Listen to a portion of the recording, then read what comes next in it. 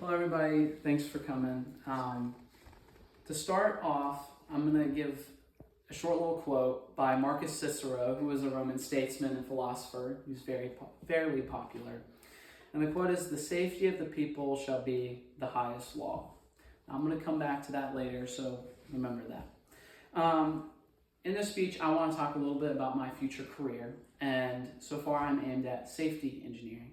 So in this time, I'm going to explain the duties of a safety engineer to show you the importance of having employees in this field.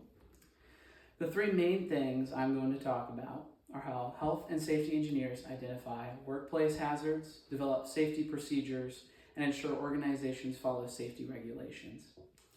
So the first point is how safety engineers identify workplace hazards. So my information is mostly gathered from the OSHA, which is the Occupational Safety and Health Administration, and I got it from their website on an article called the Safety Management Assessment. So if hazards are not identified, this can lead to serious injury, illness, and even death. So it's important to have safety engineers to keep these things from happening. The duty for a safety engineer is to review these hazards if they occur and figure out how they could be stopped. They also should review potential hazards before possible injury to hopefully limit future injury from some issue. Hazards can include biological, which could be like a disease, physical, which would be radiation, chemical, which could be anything toxic, and even ergonomic risk factors, which could be like heavy lifting. And these are all things that should be identified and controlled. And in all, there are many different hazards that a safety engineer works to control and identify. But when they identify these things, safety engineers respond to these hazards by creating procedures. First, the engineer should identify control options, which I will go over in just a second. They should review hazards with other coworkers and engineers and figure out the best options. They should make sure to communicate with others and that everyone's on the same board of what's the best decision. So from the most effective control option to the least, there is elimination, which would be eliminating the hazard. There's substitution, which would be replacing the hazard. Engineering controls, which would be isolating people from the hazard. Administrative controls, which is changing the way people work. And the PPE, which is protecting the worker with personal equipment. Sometimes safety engineers will use a mixture of the options, and they will always avoid choosing an option that will create a new hazard.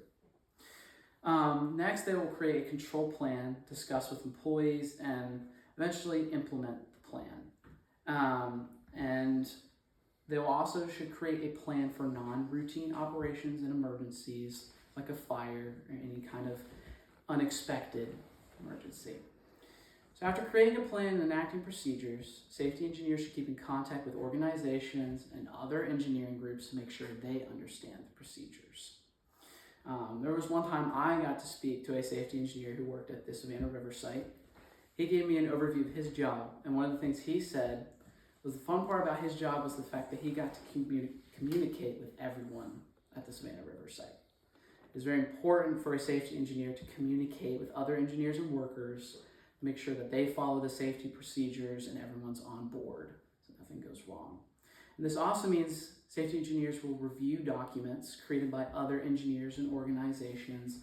They'll even supervise engineers as they're working to make sure everything is done correctly. And when safety engineers collaborate and communicate effectively, they help create workplaces where safety becomes a shared responsibility. So hopefully I was able to briefly explain the duties of a safety engineer to show you the importance of having employees in this field.